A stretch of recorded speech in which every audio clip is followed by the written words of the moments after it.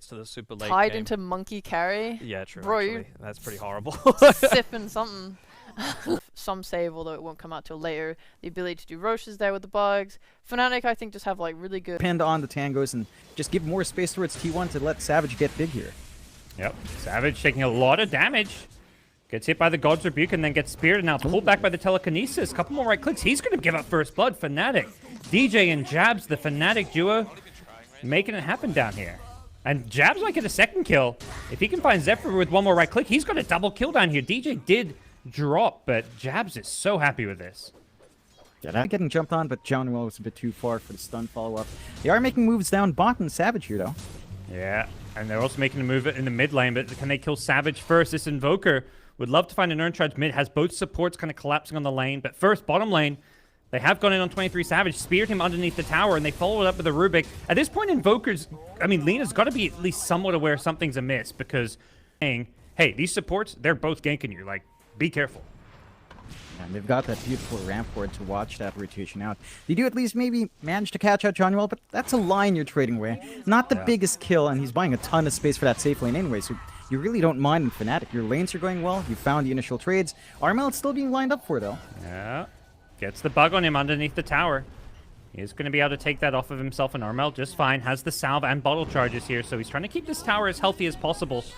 Clears out the creep wave, and the siege wagon should be next. And they were emphasizing the early game. They were emphasizing the lanes. It does look like they're getting a bit of the edge. Top CS across the board. It's all from Fnatic's end. The support rotations have been lined up. They found some key core kills.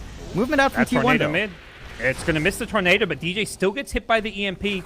Gets back to the high ground, but him and Johnwell both have bugs on them. So Johnwell goes down the river, and DJ just has to scurry away. So there goes Carl, getting his first Urn Charges.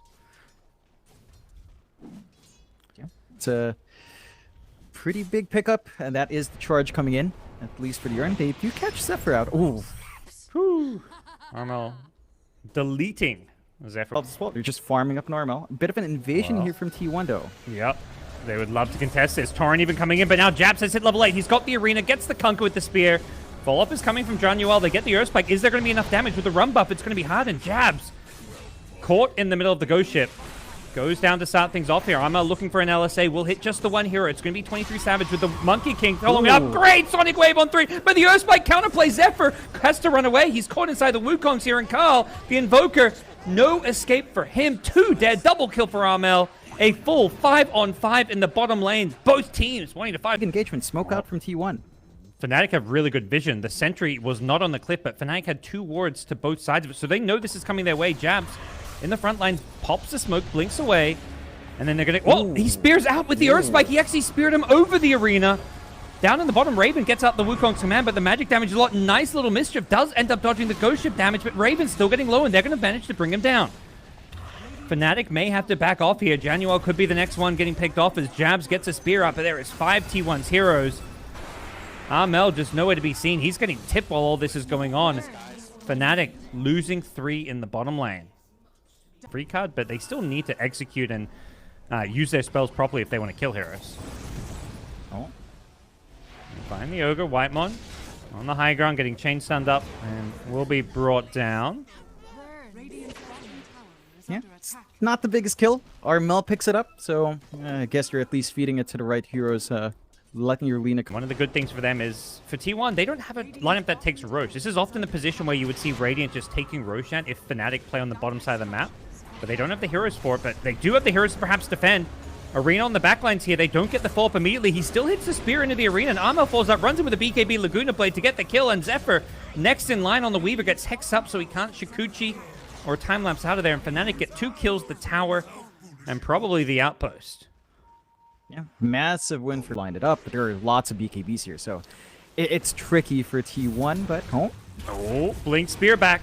They get the follow-up stun, the LSA Laguna. There's no save. The Weaver, Aghanim Scepter was 100 gold away, and he wasn't there. He's trying to finish farming that one up, and Fnatic are chasing. They want more, and they'll get more. Whitemon gets caught by the LSA, and that should be Roshan, I would say. They've got the Deso, and Armel's in. There is the Ags up in T1, as you mentioned. That was only 100 gold away, but a bit too late to have that impact in that last engage. So Fnatic has a lot of tools now to consider taking the rest of these outer towers, maybe even consider the high ground after a good fight. Smoke out of Roche. It's going. Maybe they're just considering counter fights have been working out for them, and that could be the way to go, but they need to be a bit cautious. Cuckoo, he just blinked into this one. Blink never even came back off cooldown. They were just ready for him. Maybe that pause kind of making them forget about what was not having, you know, some mid-game playmaking that you'd maybe need if you have this offlaner that needs more farm, needs more items to have an impact on the game. Daniel top. Oh, gets gone on, but there's a spear waiting for the Weaver. Zephyr, he charges into this one, and Finger of Death will finish him off. Armel with the TP in is hunting, looking for more. Once Carl... It's just really hard to pull off that engagement. And as you mentioned, like there's just no clear playmaking. They catch Savage again. Yeah, it'd be a great kill if they can get him with the Weaver dead. That save just isn't there, but Jabs gets brought very, very low, but the Chain Stun is just too much. Ravens with his right-click damage is just starting to hurt and bully them. Cuckoo goes down as well. The time-lapse unable to save him. Grouped up as a group of 3 or 2. So there's always going to be a way of defending, of counter-fighting here for Fnatic. Good wraparound up top, though. DJ, he was X'd. He knew it was a dangerous spot to go into, so he preemptively X'd himself to pull himself back. And now Jabs is fishing. Misses the spear on Carl. Does force out a BKB with the arena. That would have been a really nice initiation. They may still get Zephyr here, and with the gem, they see him. Nicely done to clean up the Weaver. It's something. At the least, you get a little bit of something out of it for T1. It's not enough to really change tides. Carl? Raven on the high ground. They got the Hex off to start things off on 23 Savage. Where's the save from the Weaver? Gets a time-lapse, but he time-lapse back into a Torrent. The Rubik with the stolen Torrent now gets a Sonic Wave. Boy, has DJ been impressive there. I mean, a bit of luck going your way when the time-lapse pushes you. Counterfight for the high ground defense, and they still have Carl to rely on, but Armel can stand from a mile away and just chip away at that tier 3. Like, the mid's already down to 600 HP, and shouldn't take too long for Armel to just clear it out if he wants to. I love this build of his, going for this like extra stats and tankiness with the Scotty Dragonlance. He is just such a strong front line here. The time-lapse barely keeping one alive in the front lines. The Ogre does still end up going down here as Cuckoo needs a blink out. He barely gets it off on a sliver of health here, but they're chasing him. They'll get him with the Boundless Strike. Raven snipes him, and onto the racks they go. Fnatic are just doing his BKB, so very tough game for him. And what's even tougher now is you've got DJ stolen time-lapse, makes this tough. Cuckoo coming in for the Roshan steal, but he comes too early and blinking into that Wukong's. It's the death of him. On the backlines, it's Mars with the arena onto the Weaver. The stolen Sonic Wave from DJ doing some good damage as well. They pulled Whitebomb back in with the telekinesis, and now last of all could be the Kunkka. Triple kill for Armel, who's just doing too much damage. Only the Invoker left standing, and it's GG. T1. They get pummeled by Fnatic.